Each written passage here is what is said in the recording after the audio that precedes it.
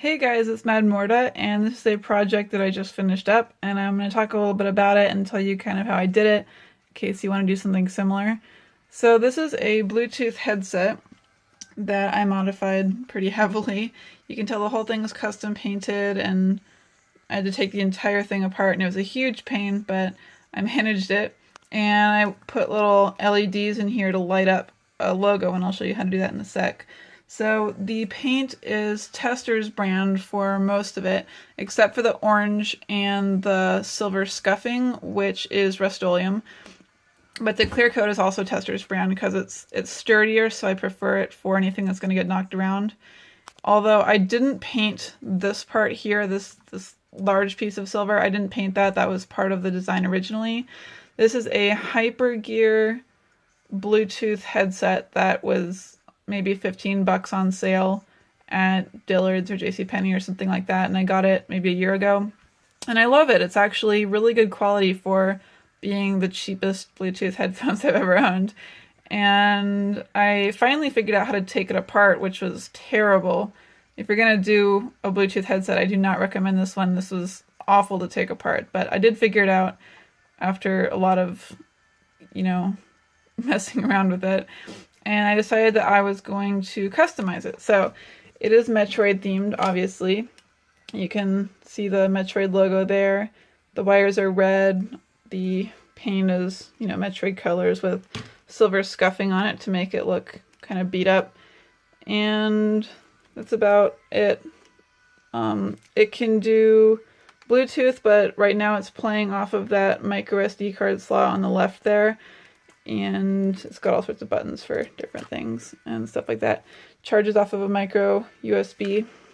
So the reason that I decided to do this headset was because it had LEDs in it already, so it wasn't a pain to hook up at all. This was what was inside of it. It's a little grid of 9 LEDs, I guess.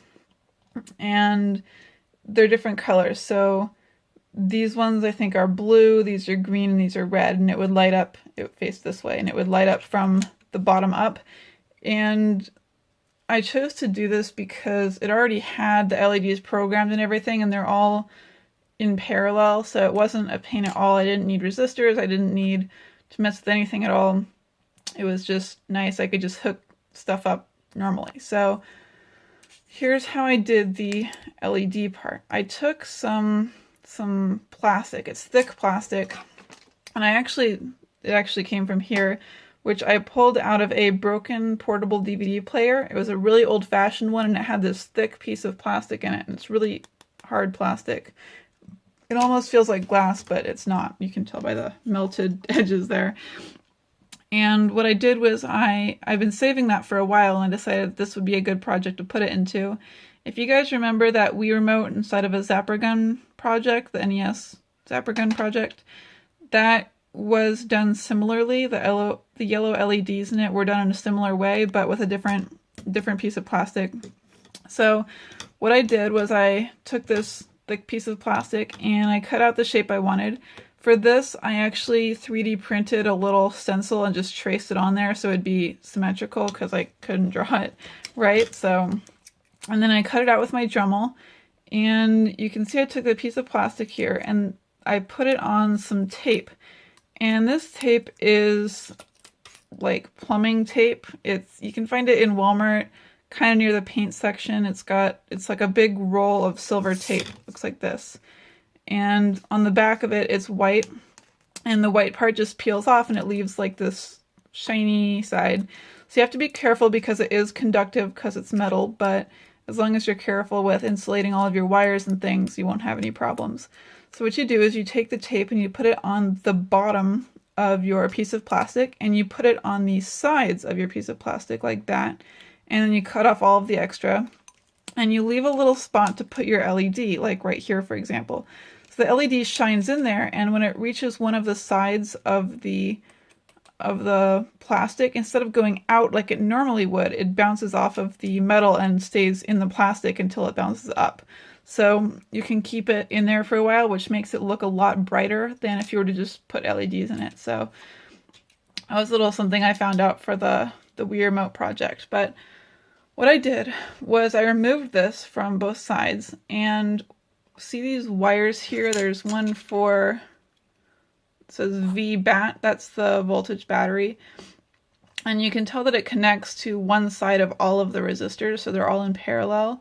And then it has LED 3, LED 2, LED 1. So I think I used LEDs 2 and 3 because I think I messed up one. There were some problems with the wire that it had built in there. You can tell right here, this is magnet wire. And this originally was the wire. It was black and it looked nice, except that right here, you can tell it got kind of pinched, and that was in one of the hinges because there just wasn't enough room for this size of wire to fit near that hinge. And so it got pinched really bad and it shorted some stuff with the wire. So I had to completely remove this and wire everything individually, which is a pain, but that's why it took so long to do it. But I finally did it, and it's working great as far as I can tell, although it's the first day since I finished it, so I might have some troubleshooting to do in the future. But I basically just wired the LEDs up in parallel, just like these are. And so I put it talks when it turns on. So you can tell that the green S is on top of the red circle in the background. And you can kind of see some of the silver tape there that I wrapped around the LEDs. And I just ran like a circle of magnet wire around, touching all of the positive points for all of them. And then for the negative sides of the LEDs, I connected the two green ones together, and then separately I connected the two red ones together because I only did two red LEDs. And so the negative side went to the wire that went to LED 3 or 2 or whatever, and then the positive side went to VBAT, the wire that was VBAT. So obviously I had to rewire kind of the whole thing, but that wasn't my intention. It just turned out that way because this wire was crappy. But I'm really happy with this. It's a pretty cool headset. It's nice to have another Samus thing to put on my shelf and probably never use, but I mean, usually when I put something together, I mess up the paint kind of badly because, you know, putting stuff together for the first time when it's a custom build usually doesn't go smoothly, and that's when I touch it with my soldering iron, or I, you know, nick it with my knife or my pliers or something like that. But this actually went together wholly and completely, which might be the first time that's ever happened to me. But anyways, this is kind of it. It just turns on and off and plays music. It's a bit loud, it's a bit cheap, but I wasn't going to take apart knives to do this to, at least not for my first time. So I think it came out a lot better than I could have expected it to. I think it looks nice. Here's kind of the whole thing. I like the patchwork look on it with the orange and the yellow being kitty corner to each other. But anyway, that's kind of it for this project. That's about all I've got to say on it. So let me know if you have any questions about doing something similar with your plastic, if you have any plastic like that. It's really cool. You can make really cool effects with it, but I just did a simple little two-parter because the LEDs were kind of a pain. So anyways, thank you guys for watching.